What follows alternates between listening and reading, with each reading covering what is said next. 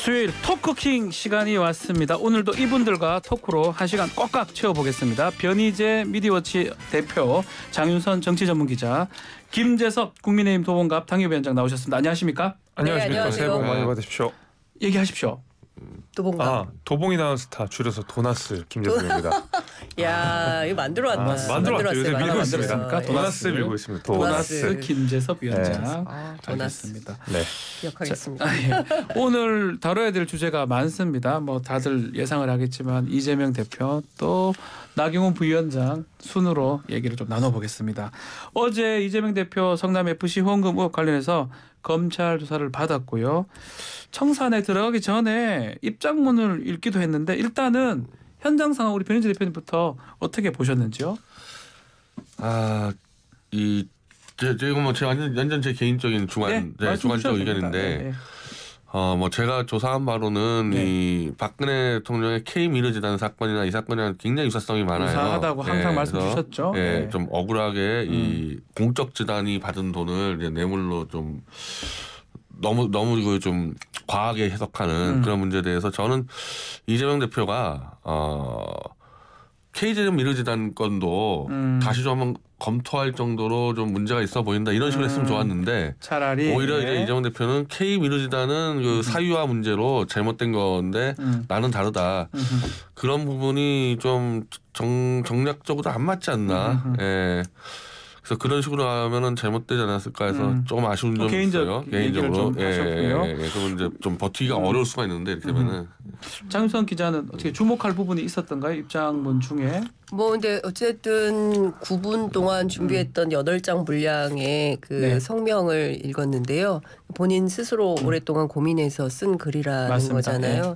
그리고 전반적으로 뭐 성남시장 시절부터 해서 그러니까 공직에 담은 지난 세월 동안 무수히 많이도 털렸다라는 어떤 본인의 억울함 뭐 이런 것들도 성토하면서 그리고 오늘 그 검찰 출두가 역사 속에 어떻게 남을지 뭐 이런 것들을 강조한 현장이 아니었나라는 생각이 좀 들기도 하고요.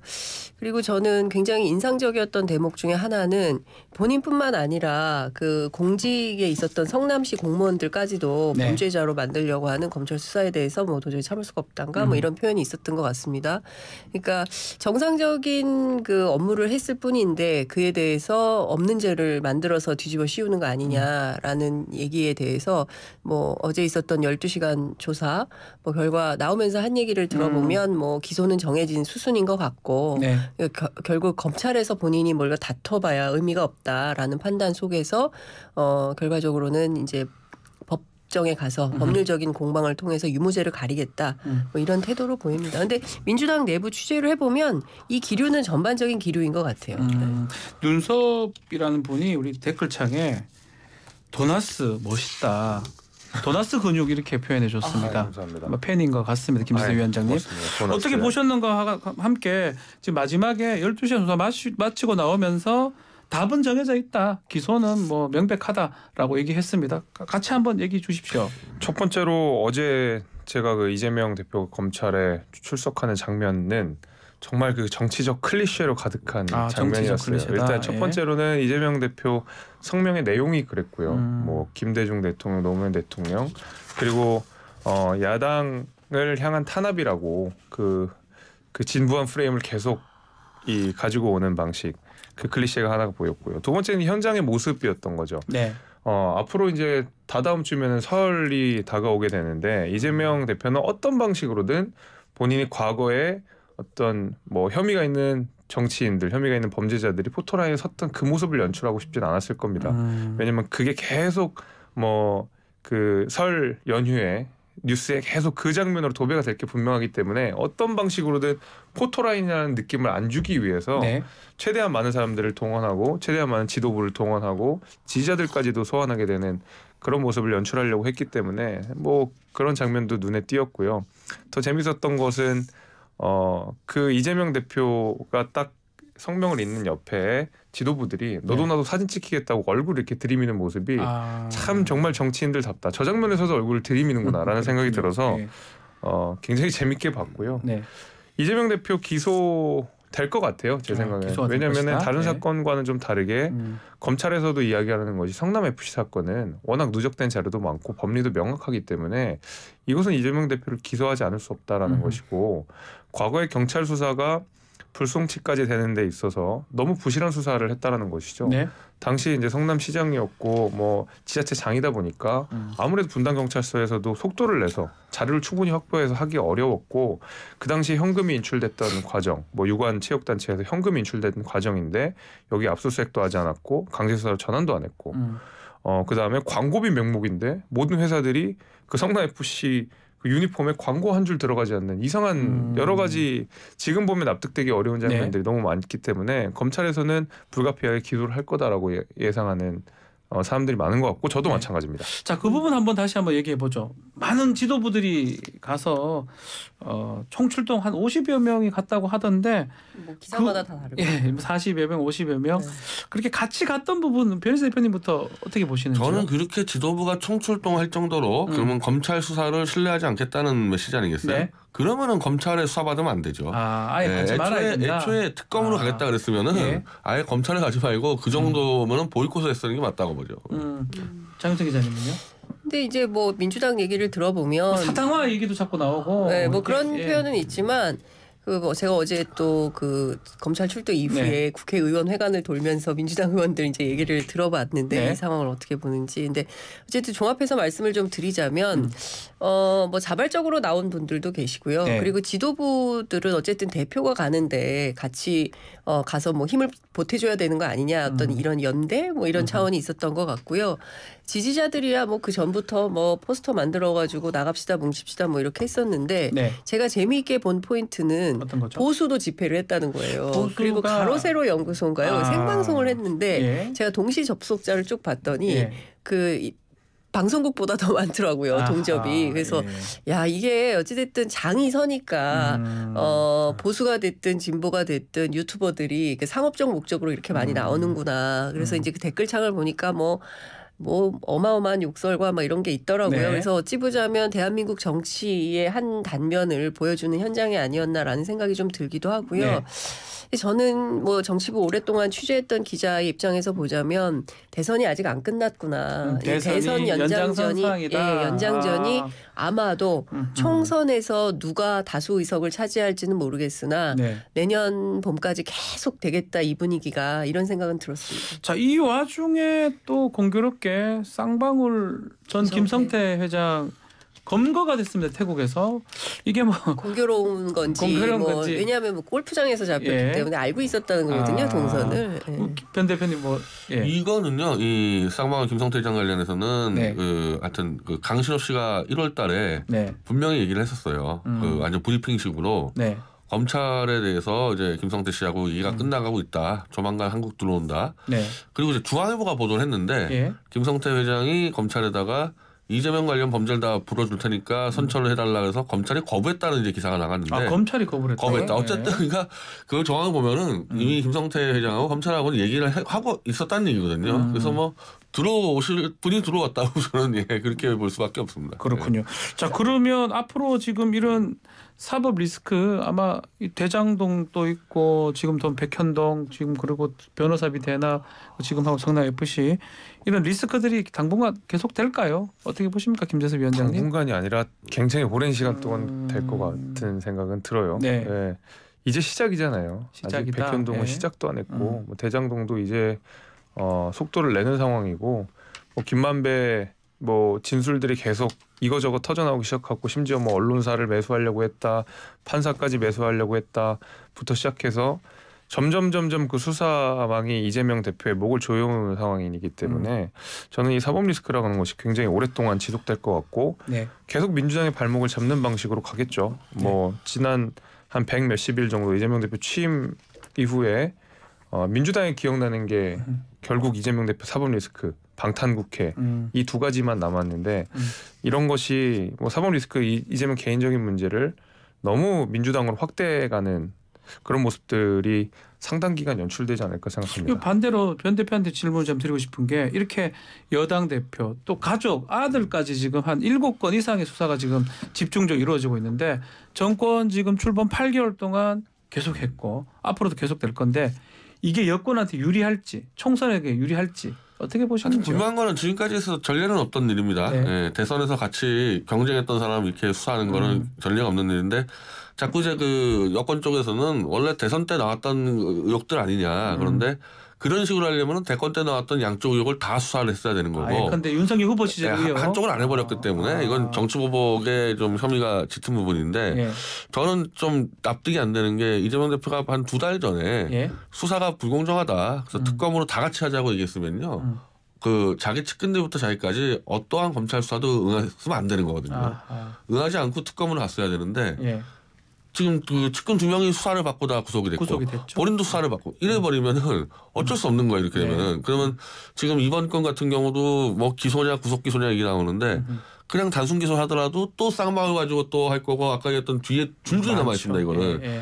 그러면 이건 이제 사법 리스크를 그러면 이재명 대표 스스로 못 막아낸 끊을 거죠. 수 없다는 못 거죠. 끊어버린 거죠. 네. 이렇게 되면은. 자, 변희 대표님 말씀 중에 그래 특검이나 이렇게 민주당이 강하게 가지 못하는 그런 배경이 있을까요? 그러니까 어제 얘기 중에서도 이제 이것은 사법 리스크가 아니라 검찰 리스크다 이렇게 리스크고 표현했습니다. 그리고 예. 이제 검찰 쿠데타다 뭐 이제 별 얘기가 다 나왔고 정치 검찰이 파놓은 함정이다 뭐 이런 얘기를 네. 했었는데요. 워딩은 센데 민주당이 싸우는 방식이 굉장히 유약했다고 저도 봅니다. 그러니까 무슨 얘기냐면 초반에 이 부당한 수사 임할 수 없다. 그리고 김건희 특검 받아라. 일종의 이제 쌍특검을 요구하면서 뭐 천막을 치든지 예. 단식을 하든지 뭐 이러면서 결기 있게 싸우는 모습을 보였다면 정세가 좀 달라졌을 수도 있었을 텐데 그렇게 못했어요. 그래서 왜 그런지를 제가 취재를 좀 해보니까 어떤 내용이 있는 겁니까? 당 내부에서 이를테면은 이재명 대표의 문제와 관련해서 저 개인적인 문제 아니야라는 시각도 존재하는 거죠. 그러니까 본인이 결기 있게 싸웠을 때 일단은 본인이 결기 있게 싸워야 되나 본인도 이게 법조인 출신이라서 네. 그러니까 사법 테두리 안에서 뭔가 합법적으로 하고 싶지 뭐 그런 뭐 이런 걸 별로 원하지 않았다. 본인도 변호사니까. 예. 본인도 변호사니까 법률적인. 그런 걸 네. 이렇게 원하지 않더라라는 얘기도 주변에서 좀 들리긴 하던데요. 이를테면 초반에 그렇게 세게 좀 했더라면 좀 분위기가 많이 달라졌을 수 있다. 그런데 이제 그런 게 전혀 없었던 거고요. 그리고 당내에서도 아니 뭐 이게 자기 문제인데 이걸 가지고 당 전체가 움직여야 되냐라는 비판적인 여론도 침묵하는 다수 가운데 있는 게 사실인 거고 뭐 그런 기류가 있으니 소위 민주당의 주류라고 할 수 있는 분들이 세게 같이 안 움직이니까 이를테면은 뭐 적극적으로 하기 좀 어려웠던 이런 측면도 있는 것 같습니다. 그러니까 당을 아직도 이재명 대표가 당 대표인데 장악을 못했다 이런 평가가 나오거든요. 안민석 의원이 저번에 저희 방송 출연해서 네. 박홍근 원내대표라도 단식 투쟁이라도 좀 해야 되는 거 아니냐 이렇게 강하게 얘기를 하셨는데 그 맥락하고 같은 안민석 겁니까? 의원님이 좀 하시면 어때요?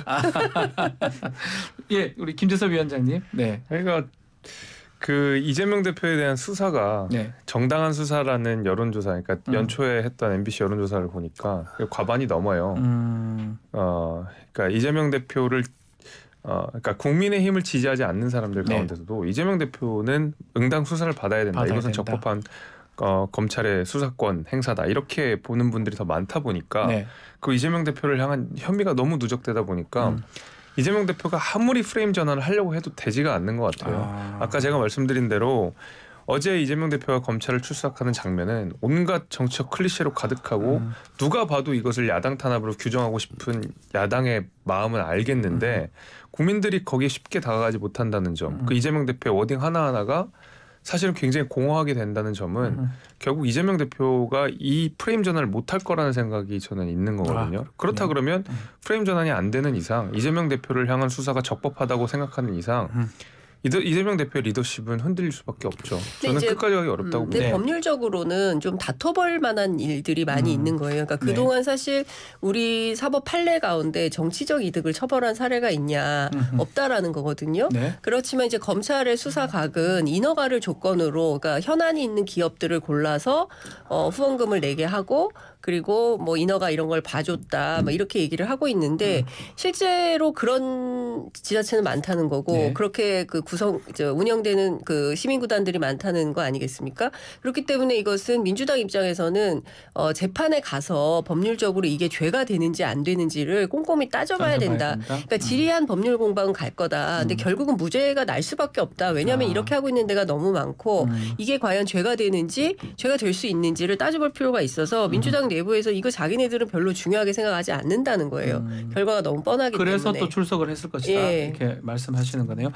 자, 지금 리더십 얘기를 했는데 이렇게 계속 뭐 소환이 되거나 하면 리더십이 좀 회복될 수 있을지 하고 좀 신년 기자회견 이재명 대표가 지금 한다고 하거든요. 어떻게 보시는지요? 정리 좀 해주십시오. 전 대표부터요. 근데 이게 한 6개월 전부터 이제 대장동으로 가다가 지금 네. 김만배 문제로 대장동의 수사가 더 진척이 안 되는 상태에서 이게 다시 출연하는데 성남 FC가 예. 그 이른바 좀 윤석열 쪽에 가까이 있는 언론들이 끊임없이 이 사건에 대해서 박근혜 K미르재단하고 거의 사례가 똑같고 네. 이미 대법에서 그게 유죄가 나왔기 때문에 이건 유죄로 거의 결정났다고 무지한 보도가 나갔거든요. 네. 그렇게 따지면은 사실 이거는 똑같은 문제가 되는데 그 K미르재단은 뇌물을 액수를 거의 480억으로 잡았기 때문에 그 특가법에 걸려서 네. 결국 이 관련자가 전부 다 사전 구속됐습니다. 그럼 그 논리면은 이재명 대표로 사전 구속돼야 되는 거예요. 그 논리를 봤을 때. 그 논리대로라면. 그래서 네. 저는 아쉬운 게 그 당시도 판례에서 별양균 판례라고 이미 이 재단으로 돈이 별양균 판례 이제 무죄가 됐던 사건입니다. 예. 장관급이었는데 이제 이 재단에다가 돈 기부를 이제 어떻게 보면 지시했는데 네. 개인이 이게 이익 본 게 아니기 때문에 재단으로 들어간 돈은 그 무죄가 나온 이 그런 대법 판례를 예. K 미르재한테 엎어버린 거예요. 이제 검찰하고 법원이. 저는 그랬으면은 사실은 이재명 대표 입장에서는 그 판례부터 박근혜 판례도 이상하지 않냐 그걸 같이 들어갔어야 되는데 아까 말씀드린 대로 이건 K 미르재랑과 다르다 이렇게 가버리면서 정치적으로도 사실은 좀 좁은 길로 가버렸다고 저는 생각을 들어요. 자, 지금 그 제3자 뇌물 공여죄 뭐 그 얘기 이제 아직까지 이제 시작입니다. 법리적 쟁점. 우리 변 대표님이 또 바라본 시각도 있을 거고 또 민주당 내에서 좀 달리 보는 것 같기도 하고요. 만약 기소는 지금 다 공이 보고 있는데 만약 기소가 되면 대법원까지 간다면 대법원까지 가야 될 사건이거든요. 네. 2-3년은 좋게 걸릴 것 같은데 대표 자리를 유지할 수 있을지 그 부분 어떻게 보십니까? 그 당헌 80조이랑 사망이 이제 걸리는 거 아니겠습니까? 네, 당헌, 근데 어쨌든 네. 기소되면 그 당직에서 내려와야 되는데 이것을 당무위원회에 그 올리는 기능을 사무총장이 하도록 되어 있는데요, 당헌상. 예. 근데 사무총장이 반드시 해야 된다라는 의무 조항은 아니라는 거예요. 그러니까 사무총장 판단에 따라서 올릴 수도 있고 안 올릴 수도 있다. 이제 이렇게 보는데 민주당 내부에서는 그 조정식 총장이 올리겠냐. 예, 실제로 안 그럴 가능성이 높다. 그렇게 된다면 어찌됐든 이재명 대표 체제로 총선 치를 수밖에 없다라는 게 어쨌든 민주당 지도부 그리고 민주당 이재명 대표 주변의 이야기인 것 같고요. 이것은 이재명 대표 주변의 얘기고요. 네. 반대로 얘기. 반대에 있는 분들은 무슨 말도 안 되는 얘기냐. 당헌 80조에 따라서 기소되면 당연히 당직을 내려놓고 자연인으로 돌아가서 재판받는 게 맞다. 이런 점들을 우려했기 때문에 처음부터 당대표 출마하지 말라고 얘기했었던 거다라는 얘기들을 하고 있는 겁니다. 그러니까 당에 상당히 큰 부담을 주고 있고 실질적으로 이재명 대표가 계속 있는 한 예컨대 지금 윤석열 정부하고 맞서서 야당으로서 세게 싸워야 되는 여러 가지 요소들이 있지 않습니까? 민주주의가 후퇴하고 있는 면들을 보면서 네. 그렇지만 그 부분에 대해서 잘 못하고 있다. 야당이 야당답게 싸우지 못하고 있는 것이 어찌 보면은 이재명 대표의 소위 얘기하는 사법 리스크, 뭐 이재명 대표 주장에 따르면 검찰 리스크 이런 게 있는 거 아니냐라는 얘기가 나오고 있죠. 알겠습니다. 자, 광고 잠시 듣고요. 자, 국민의힘 또 전당대회 얘기를 좀 나눠보겠습니다. 광고 듣고 오겠습니다. 토크킹 4부 이어가겠습니다. 변희재, 장윤선, 김재섭 위원장 함께하고 있습니다. 자, 다음은 국민의힘 얘기입니다. 전당대회 얘기인데 자, 나경원 부위원장 얘기부터 하겠습니다. 김재섭 위원장 출마합니까? 저는 출마할 거라고 봤는데 요즘 기류는 그러니까 당내 기류는 네. 못할 것 같다는 얘기도 많은 것 같아요. 저는 그럼에도 같다. 불구하고 지지율이 깡패다라는 말을 믿고 있지만 1위입니다. 1위. 네, 네. 진짜 깡패잖아요. 깡패. 되게 굉장히 2위 후보랑 2배 정도 나는 네. 여론조사도 있는데 그런 의미에서 본인 스스로는 굉장히 나가고 싶고 나갈 명분도 된다고 생각하거든요. 그리고 지금 이번 전대룰이야말로 정말 나경원 맞춤형 룰이다라는 얘기가 여기저기서 나오고 네, 있는데 나경원 룰이다. 네, 안 나오기가 어려운 상황일 텐데 네. 또 개인적인 결심만 남은 것 같아요. 네, 정치적 모든 조건들은 다 갖춰져 있고 개인의 결심. 부위원장을 사의 표명한 거 그거는 나가겠다는 뜻이에요? 안 나가겠다는 뜻이에요? 어떻게 해석해야 됩니까? 고민한다고 하는데 계속. 밀려서 그만두게 된 거죠. 아 이거는 제가 보기에는 그러니까 뭐 그쪽 내용을 좀 취재를 해보면 네. 뭐 이런 얘기예요. 그러니까 첫 번째, 그러니까 대통령과 대통령실의 판단은 아니 대표 출마할 거면 진작 말을 하지 그랬어. 이제 이런 분위기가 있는 거죠. 네. 그러니까 공직을 가지고 있으면서 대표라는 것까지 두 가지 양손에 떡 들고 저울질하면서 소위 얘기하면 자기 정치를 위해서 대통령을 활용한 거 아니야? 예. 라는 이제 불만과 뭐 이런 것 때문에 뭐 부위원장이 뭐 정책에 대해서 뭐 이럴 수 있다라는 얘기를 했음에도 불구하고 뭐 바로 안상훈 사회수석이 나서서 아니다라고 막 무서웠어요. 사실상 면박 수준의 공개 비판을 하지 않았습니까? 그러니까 이런 걸 보면서 대단하다라는 걸 느끼는 거고요. 그리고 그러면 나경원 대표는 어떻게 해야 되느냐라는 측면에서 보자면 저는 출마를 하는 게 맞다고 생각을 합니다. 맞는데 당위인데 예, 당인데 주변에서는 뭐 개인적인 여러 가지 뭐 이슈들이 있을 수 있잖아요. 네. 이제 그런 이슈들에 대해서 결과적으로 못 나오게 만들 거다라는 얘기가 나오고 있죠. 근데 이거를 돌파해야 정치인이지 여기에서 일종의 윤석열 대통령 혹은 윤석열 정부에서 당신 나오지 마시오라고 무릎 꿇리는 유승민 전 의원 같은 경우에는 이거 뭐 학교 폭력 같은 걸 느낌을 준다 네. 이렇게까지 얘기를 하고 계시거든요. 그러니까 집단적으로 린치를 가하면서 당신은 못 나와라는 방식으로 하는 건 이거는 민주주의가 아니기 때문에 여기에 굴복하는 양상을 보인다. 그러면 나경원의 정치 생명은 끝난다. 저는 이렇게 봅니다. 근데 이런 이중적인 메시지를 주고 있어요. 나경원 캠프에서. 그러니까 기자들한테는 지금 나온다고 쓰면 오보예요라고 말하고 본인 주변에는 난 나갈 거야 라고 얘기를 한다는 그거를 거예요. 저희가 장성철 소장에 따르면 그렇습니다. 어제 김정재 의원하고 얘기를 하면서 뭐 이거 신기루다 지지율 혹시 이거 갖고 뭐 어떻게 또 딴 분들은 정치적 딜이나 이런 것도 가능한 거 아니냐 나경원 부위원장 이런 얘기도 했거든요. 변 대표님은 어떻게 보십니까? 나경원 의원의 이제 지지율이 아주 이제 충성도 높은 네. 개인 지지율이라기보다는 이 당이 그래도 좀 선거를 치를 때 나경원 정도 간판이면 괜찮지 않냐 이런 정도 지지율이기 때문에 이 정권과 척을 져서 같이 끌고 갈 수 있는 지지율은 아니에요. 그리고 실제로 나경원 의원이 정치하는 방식 봤을 때는 이명박 정권이나 박근혜 정권 때도 네. 예를 들면 유승민 의원 같이 이 여당 속의 야당 역할을 한 적이 별로 없어요. 다 이렇게 줄을 따라갔었지. 그래서 그런 정황으로 볼 때는 독자적으로 이 정권하고 승부를 걸기에는 그런 정치 해온 적도 없고 지지층이 이렇게 충성도도 높지 않기 때문에 그냥 적당히 이제 좀 어떻게 보면 정치적 거래 하는 게 아닌가. 거래라면 다른 자리를 다른 자리 이제 부총리 자리라는 거 아닙니까 부위원장? 그 위에 자리. 근데 본인 주장이고 장관급입니다. 근데 이게 사실은 정당법에 다 지금 하는 것 다 위반 소지가 커요.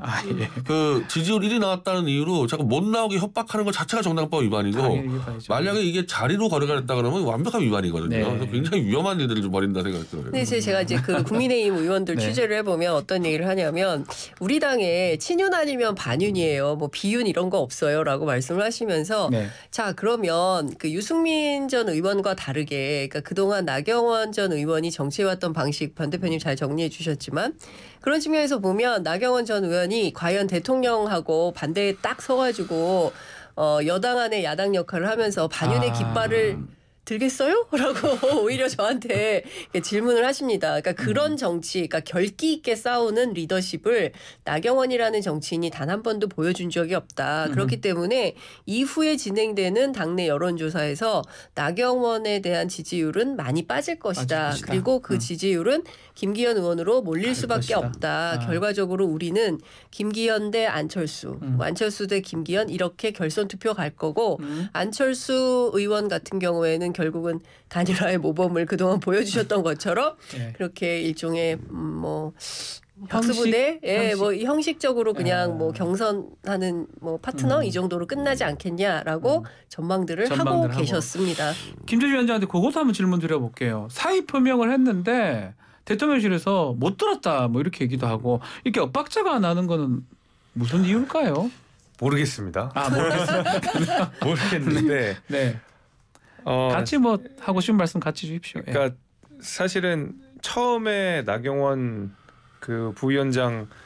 과의 어떤 갈등설이 나올 때는 안상훈 수석이 나와가지고 네. 저거는 대통령 정책 아니다라고 이야기를 했잖아요. 네. 근데 저는 그때만 해도 뭐 정책적인 비평을 할 수 있다고 생각하거든요. 그 저도 학교 다닐 때 안상훈 수석한테 사회복지학을 뭐 교양과에 배운 적이 있어서 교수님이시니까 예. 굉장히 현금성 지원에 대해서 반대를 하는 학자로서 유명했기 때문에 네. 저는 응당 안상훈 수석이 저거에 대해서 화를 내고 저거 안 된다라고 강하게 비평할 수 있다라고 생각했어요. 그때까지는. 근데 그 이후에 연이어 나오는 대통령실의 메시지나 네. 뭐 그 워딩 자체는 거의 사실은 그러니까 정치적으로는 가장 센 워딩들을 쓴 거거든요. 네. 우리 친구 사이에서는 거의 이제 욕 정도로 될 정도로 정치적으로는 굉장히 센 말을 쓴 욕이라는 거기 거죠, 때문에 정치적으로는 그 정도에 가까운 이야기를 한 거기 때문에 저 역시도 생각이 나경원 대표가 출마를 하면 안 된다라는 대통령실의 의중이 반영된 메시지 뭐 말도 메시지고 네. 행동도 메시지인데 그런 것들이 담겨 있는 거라고 저는 생각합니다.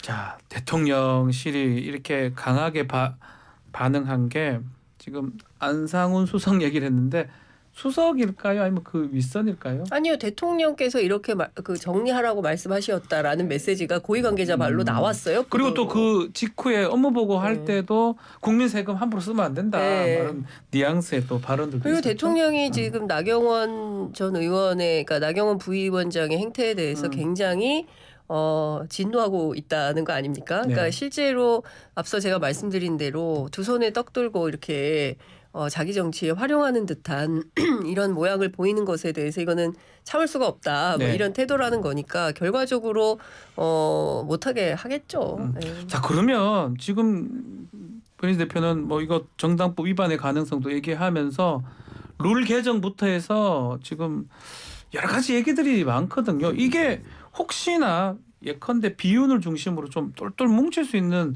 그런 계기가 또 될 수가 있을까요? 어떻게 보십니까?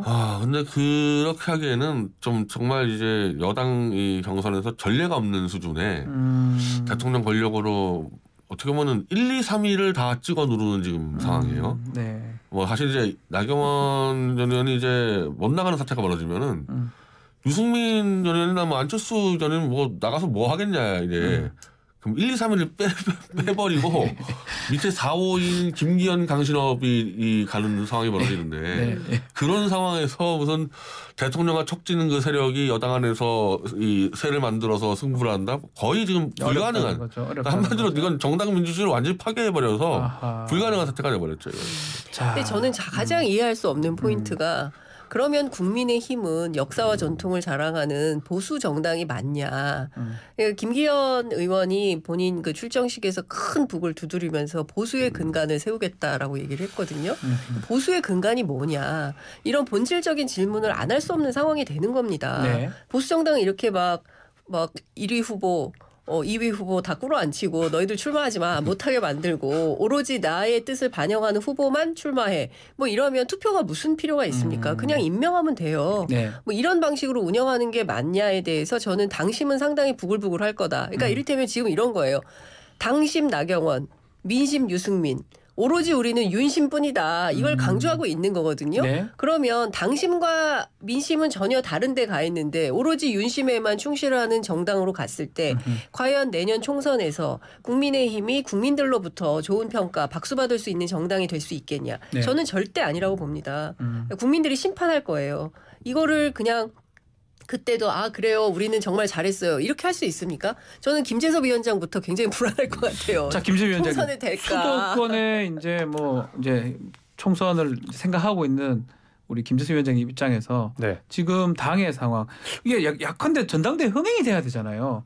이를 김기현으로 된다 그러면 흥행이 될지 안 될지도 좀 의문스럽고 흥행이 돼야지 국민들이 관심을 또 가질 거고. 그러니까 뭐 적당히 혼탁하고 적당히 좀 싸우고 이래야 그 흥행도 되고 거기에 이제 처음에 딱 당대표가 많은 국민들의 관심을 갖고 이끌어가는 것도 맞고 이제 하거든요.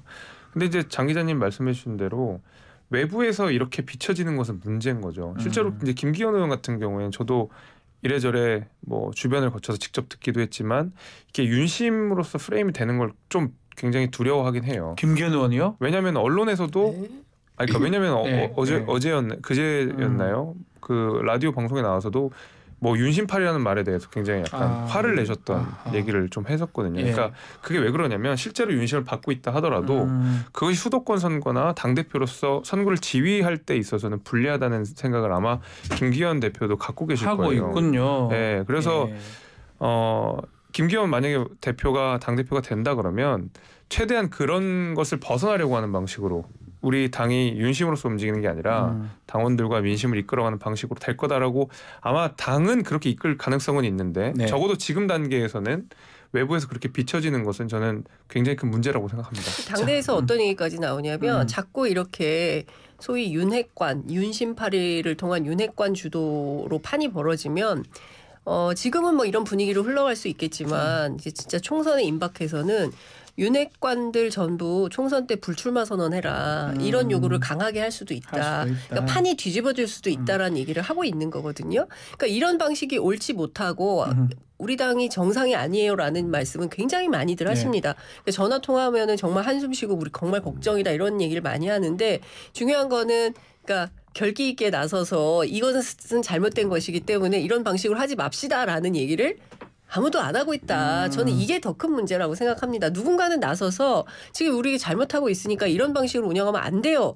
라고 메시지를 하면 당내에서 그런 얘기가 있어야 되는데 예, 아무도 얘기를 안 하지 안 않습니까? 한다는 김재섭 위원장 정도 하고 있는 거 아닙니까? 자, 그럼 변 대표님 만약에 이렇게까지 했는데 뭐 꼴대도 바꾸고 뭐 두들겨 폈다고 표현했는데 이렇게 했는데 김기현 의원이 안 되면 어떻게 됩니까? 아니 저는 이건 이 구도로 가면은 이 김기현을 역전할 수 있는 사람은 강신업 하나밖에 없는 건데. 계속 그런 얘기 하는데 예, 이거는 이게 이제 모든 사람은 그러니까 예. 결정이 난 거예요. 결정이 난 그러니까 겁니까? 한마디로 이제 이 윤석열 정권과 반대 쪽에 있는 여당 속의 야당이 엎을 수 있는 방법은 없어졌어요. 없었다. 그리고 그럴 가능성이 조금이라도 있으면 또 꼴대로 옮겨버릴 겁니다. 룰을 바꿔서라도 예.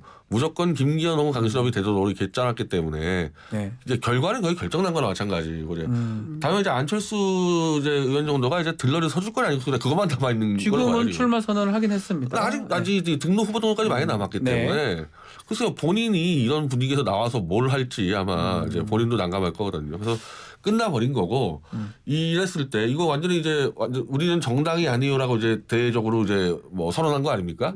그거를 뭘로 바꾸려고 하면 중대선거구제로 바꿔버리려는 겁니다. 이제 선거제도까지 바꿔가지고 룰을 완전히 바꿔버리는 거죠. 그러면 여당을 심판할 수 있는 길이 없어지기 때문에 거기까지 내다보고 지금 막 달린다고 봐야 되는 거죠. 중대선거구제는 제가 취재해 보니까 카드 살아있어요? 아니요, 제가 보기엔 어려울 것 같아요. 왜냐하면 국회 안에서 할 뜻이 없습니다. 예, 그러니까 지금 국민의힘 같은 경우에는 주류라고 할 수 있는 영남권에서 반대하고 있고요. 민주당은 주류라고 할 수 있는 수도권에서 반대를 하고 있기 때문에 이건 이해관계가 잘 맞아요. 그래서 택도 없는 소리다 이렇게 말씀하시는 분들도 계십니다. 그러니까 종합을 해보면 대통령실에서 뭔가 기획이 있었던 것 같아요. 그래서 TF에서 뭔가 이 얘기를 해보자. 근데 대통령이 큰 뜻을 갖고 있는 것 같지는 않고 어쨌든 이제 질의응답 과정에서 기자가 물었고 그에 대한 답을 하는 과정에서 툭 나오긴 했지만 그래서 이걸 가지고 정치개혁을 해보자라고 막 논쟁은 세게 하고 있지만 결과적으로 되지는 않을 거다라는 전망이 우세합니다. 아니 저는 그런 간단한 문제인데 저는 이재명 대표의 이 민주당이 차라리 우상호 비대위원장 때보다 지금 더 엉망이에요. 그 지지율도 대통령 지지율이 그렇게 이 저공행진하는데 민주당 지지율이 국민의힘보다 더 떨어지는 조사가 많이 나오거든요. 그런 조사들이 꽤 있습니다. 그러니까 이렇게 이 정당을 완전히 마음대로 운영하는 거는 야당이 시원치 않으니까 마음대로 가는데 총선에서 만약에 여당이 자신 있다. 그럼 이대로 가는 거고 위험하다. 잘못하면 민주당이 지겠다. 그러면 중대선거 바꾸는 거고 두 가지 카드 가져가는 거예요. 근데 사실은 제가 보기에는 뭐 이렇게 대통령이 할 수 있는 영역과 못하는 영역이 있거든요. 국회에서 할 수밖에 없는 일들이 이건 뭐 시행령을 바꿔서 대통령 마음대로 할 수 있는 일은 아니어서 선거제도 입법 문제고 정치개혁 이슈는 국회의 권한이어서 그거는 쉽지 않을 거다. 근데 다만 뭐 다양한 방법을 쓰겠죠. 그런데 저는 야당의 역할이 굉장히 중요하다고 강조드리고 싶은 것이 민주주의가 분명히 후퇴하고 있잖아요. 이재명 대표 대통령하고 안 만나고 문재인 전 대통령하고 양산에서 만나서 두 분이 얘기한 게 민주주의 퇴행을 우려한 거 아닙니까? 그러면 민주주의가 퇴행하고 있다. 그럼 야당이 뭔가 역할을 해야죠. 그걸 막기 위한 모종의 액션 플랜이 나와야 되는 거 아닙니까? 근데 그게 없어요. 말은 무성한데 행동이 없다. 그래서 저는 그런 점이 상당히 답답한 거죠. 그게 저는 아마 총선에서 그 여당이 좀 미진한 모습들을 보여줘도 총선에서 꽤 해볼 만하다고 생각하는 게 바로 이제 민주당 이런 문제인데 민주당 약하다. 예. 굉장히 많은 의석을 갖고 있음에도 불구하고 의석의 힘을 전혀 보여주지 못하고 있잖아요. 이재명 대표 뭐 아까 전에 변희재 대표님 말씀하신 대로 검찰 출석하면서 이런저런 뭐 검찰의 수사에 다 응하고 있는 상황인데 사실은 민주당이 맘만 먹으면 특검할 수 있잖아요. 의석수가 몇 개인데. 그 이상민 장관 해임 건의안 내고 뭐 사퇴하라 얘기하고 있지만 맘만 먹으면 탄핵시킬 수 있잖아요. 국무위원 탄핵이야 뭐 민주당 의석수면 얼마든지 할 수 있는 건데. 네. 근데 김도부 위원장 때문에 안 된다고 이런 얘기를 해요. 근데 어떤 늘 현실론에 막혀가지고 근데 결단을 못 하고 있어요. 근데 그건 현실론이고 네, 만약에 당 대표랑 지도부가 마을 먹고 밀어붙이면 얼마든지 할 수 있는 거거든요. 근데 이런 식으로 국민들 이런 생각하실 거예요. 민주당 의석 그렇게 해줬는데 결국 하는 거 하나도 없고 결국 옛날에 소수 의석을 가진 야당 했던 거랑 거의 비슷하게 가는구나. 장외투쟁하고. 당내에서 차라리 노란봉투법이라도 좀 해라. 뭐 이런 얘기를 나오는 거예요. 그러니까 개혁 입법을 뭘 하고 있냐 민주당이. 그러니까 그런 거라도 하면서 본인들의 존재감을 보여주면 지지율이 올라간다. 그런데 그런 건 안 하고 뭐 계속 무슨 얘기를 하면 현실적으로 뭐 이런 문제가 있어서 우리는 어려워. 할 수 있는 게 없다. 좀 정리를 해보면 세 분 다 공이 그렇게 보시는 건요.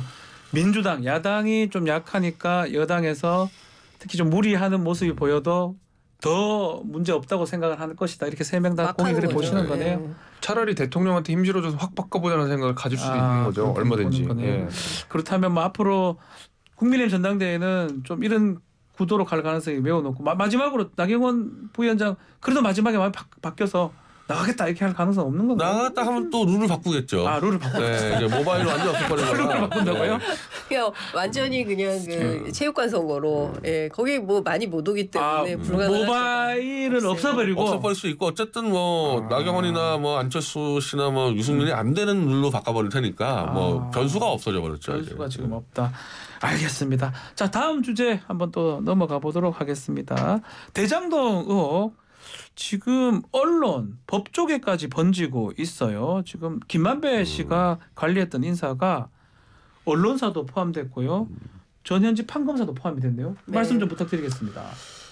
그러니까 이 대장동의 핵심 키맨은 역시 김만배였다. 제가 보기에는 김만배 게이트로 바꿔야 된다라는 생각이 좀 드는데요. 이 사람이 보니까 그러니까 2019년 당시에 기자라는 외피는 쓰고 있었지만 기자로서 뭐 열심히 취재해서 기사 쓰는 기자가 아니라 기자는 그냥 완장에 불과했던 거고 실제로는 법조 브로커 그리고는 사업을 하면서 2천억대가 넘는 돈을 벌던 시점이에요. 그러니까 잘 아시는 것처럼 법조 모든 기자단이라는 거는 폐쇄성이 있습니다. 그런 가운데 제일 센 데가 법조거든요. 그러니까 법조 안에서 늘 검사들하고 일종의 그걸 담합이라고 얘기를 하는데 뭐 몇 명씩 연조가 비슷한 기자들끼리 이제 그걸 뭐 일본말 써서 죄송합니다. 꿈이라고 해가지고 몰려다니면서 꿈이 무리지어 다니면서 이제 단독 기사들을 막 쓰는 거예요. 그러니까 주고 받고 뭐 이런 게 가능한 거죠. 근데 저는 그런 틀 안에 있었다고 생각하고 법조의 출입 기자, 뭐 간부, 뭐 이런 사람들 대상으로 로비를 했다고 보여집니다. 관련해서 여러 언론사 간부들 그리고 게다가 뭐 골프 칠 때 100만 원에서 뭐 500만 원까지 뭐 줬다는 기자들, 현금을 건넸다. 그렇죠. 그리고 뭐 어떤 판사의 경우에는 아예 뭐 서초동에 돈 맡겨두고 술값 대납을 해줬다는 거 그리고 서초동에 만배원 카드가 있었다는 거 아닙니까? 뭐 이런 등등을 종합을 해보면 자신의 금전적 이득을 위해서 언론도 사법도 모든 정치권도 다 이용하려고 했었던 거 아니냐. 그러니까 이런 총체적인 문제에 대해서 전방위적인 수사를 해야 된다. 그러니까 지금 드러난 부분에 대해서만 김영란법 위반으로 하고 털 문제가 아니라 판검사 왜 수사 안 합니까?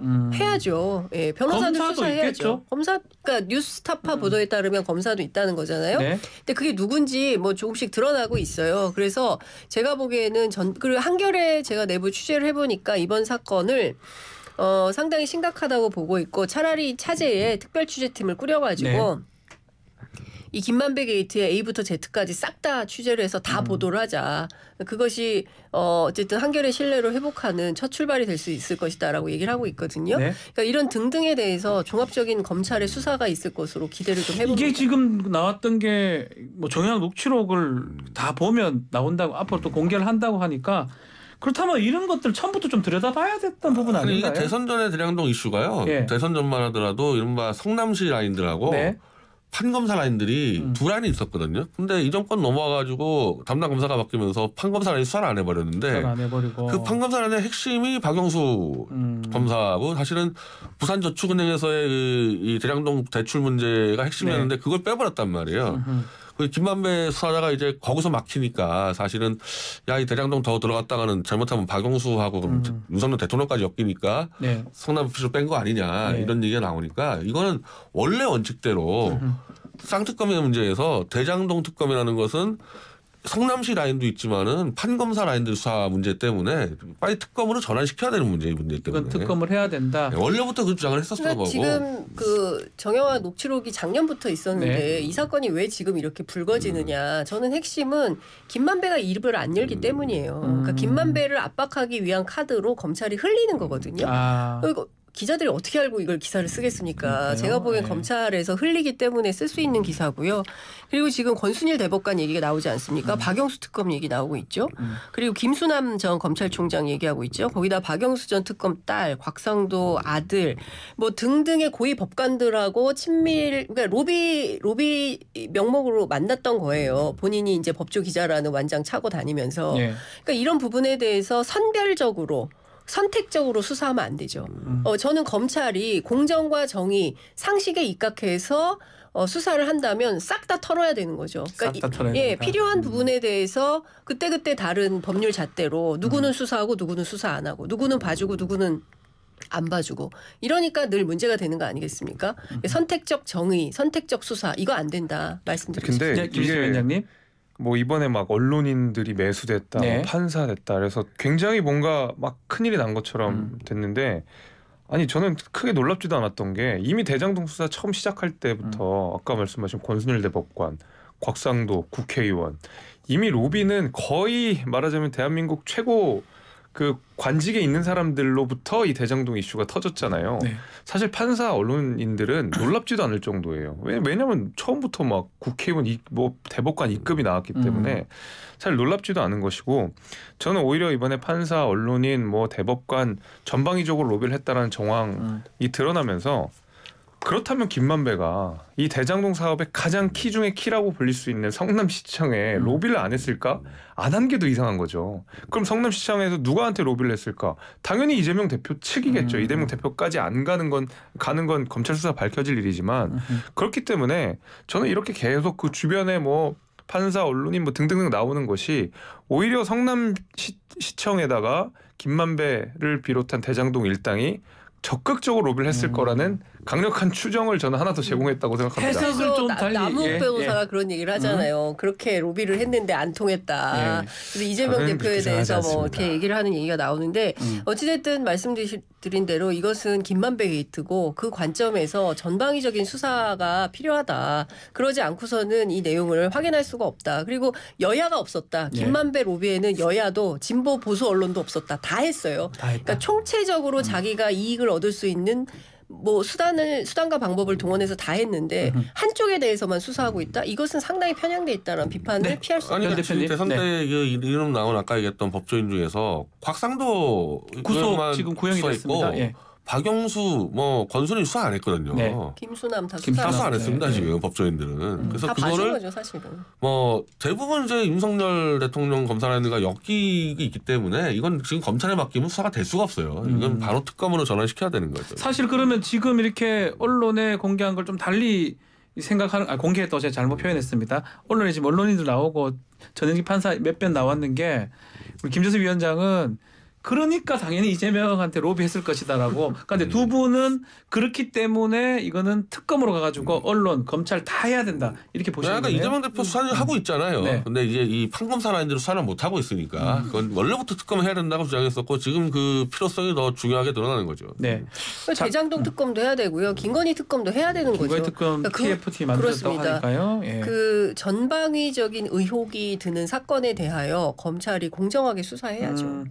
자 이제 지금 정영학 녹취록 얘기를 계속 하고 있는데 이 상당한 분량인데 이 녹취록을 지금 공개하겠다고 얘기를 했습니다. 그 안에는 뭐 별의별 내용들이 다 들어가 있다고 합니다. 예를 들어서 누구한테 뭘 줬고 또 그 과정에서 이 사람들이 다 약간 허세를 부리다 보니까 허세인지 진짜인지 가짜인지 알 수 없는 정도의 녹취록을 이제 공개하는데 이 공개하는 이유가 아마 검찰이 선택적으로 수사하는 걸 좀 막기 위해서 하는 거다 이렇게 봐도 되는 겁니까? 예, 우리 변 대표님 뉴스타파 쪽 공개 그렇겠죠. 이게 이렇게 수많은 정말 이 대한민국의 어떻게 보면 기득권 세력이 개입했는데 네. 한 면만 지금 가지고 하니까 이건 지금 진실도 안 드러나고 하나는 또 정치 공세에 이제 이용되니까 전방위로 해보자 뭐 그 취지 아니겠습니까? 근데 저는 검찰이 아니에요. 우리는 정말 공정하게 수사를 했어요.라는 걸 보여주기 위해서라도 네. 정영학 녹취록이 다 공개되기 전에 네. 적극적으로 수사를 좀 해야 되지 않나라는 생각이 좀 들어요. 본인들의 직업 윤리가 있지 않습니까? 검사들 어떻게 정영학 녹취록 중에 예를 들어서 이재명이나 그 측근 관련돼서 나쁜 거는 쓰고 불리한 거는 그리고 딴 거는 또 거짓말을 해버리고 이렇게 하는 게 선택적으로 이렇게 그렇습니다. 보는 거라는 예. 거잖아요. 그리고 지금 사실은 대장동 관련해서 이재명 대표 수사도 아직 안 했어요. 네, 지금 1년 이상 수사하는데 그럼 도대체 검찰이 1년 동안 무슨 수사했냐는 겁니다. 공동 기소가 안 되고 아무것도 안 했어요. 있습니다. 사실. 예. 예, 우리 김재섭 위원장님. 이제 이 대장동 수사는 그러니까 대선이 이제 지난해 3월에 끝났고 그 전에 한 반년 이상 계속 공방이 이어지다가 이런저런 이유로 정치적인 이유로 오히려 수사를 제대로 못했거든. 당연히 네. 대선 기간에는 대선에 영향을 줄 수 있으니까 검찰이 못했었고 그 바로 있다 또 지방선거 있었고 네. 그 다음부터 이제 대장동 수사가 어느 정도 본격화되고 있는 상황이라고 생각하거든요. 저는 그래서 이것이 뭐 정치적으로 정권이 바뀌었기 때문에 이렇다기보다는 응당해야 되는 수사가 이런저런 정치적인 이유로 못 하고 있다가 이제 속도를 붙었다. 속도가 나고 있다 이렇게 라고 보시는군요. 저는 그렇게 예. 보고 있고요. 뭐 정영학 녹취록 공개를 한다 그러면 하겠죠. 근데 이 대장동 수사라고 하는 것이 사실은 정영학이라는 사람 하나만으로 구성할 수 있는 것이 아니라 네. 정영학, 김만배, 남욱 뭐부터 해서 뭐 유동규 정진상, 다 있잖아요. 예. 굉장히 입체적으로 구성을 해야 되는 거고 저는 정영학 녹취록은 그 한 켠이라고 보거든요. 근데 네. 이런 것들에 말하자면 하나하나의 그 진술의 신빙성들을 껴 맞춰 볼 필요가 있는 거죠. 그래서 그 하나로 정영학 녹취록 공개한다 그러면 그거는 할 수 있는 거죠. 대신에 검찰이 갖고 오고 있는 자료는 훨씬 더 많을 더 많을 것이고 것이니까. 훨씬 더 예. 입체적인 그 사건 구성을 하고 있을 것이라는 생각은 있습니다. 특검으로 가야 되는 건 동의를 하시지 않는 것 같아요. 그거는 그 민주당에게 달린 거죠. 아, 뭐 민주당이 민주당이 하겠다고 하겠다. 하면 막을 방법이 있나요? 뭐 아. 그렇게 세게 그 밀어붙이면. 박근혜 국정농단 사건에서요. 네. 특수본을 구성해서 검찰이 한 달 만에 수사 끝냈습니다. 아. 이것도 마음만 먹으면 할 수 있는 건데 지금 제대로 수사를 안 하고 있는 건데. 안 하고 있다 이렇게 보시는군요. 알겠습니다. 할 얘기가 참 많은데 또 주어진 시간이 다 됐습니다. 우리 막 많은 댓글들도 올라오고 하는데 소개를 다 못 드려서 죄송한데 하여튼 오늘 토크킹도 아주 열띤 토론이 됐습니다. 세 분께 감사의 말씀 드리겠습니다. 자, 김재섭 위원장님, 변희재 대표님, 장윤선 정치전문기자님 세 분 고맙습니다. 네, 감사합니다. 감사합니다. 마무리하겠습니다.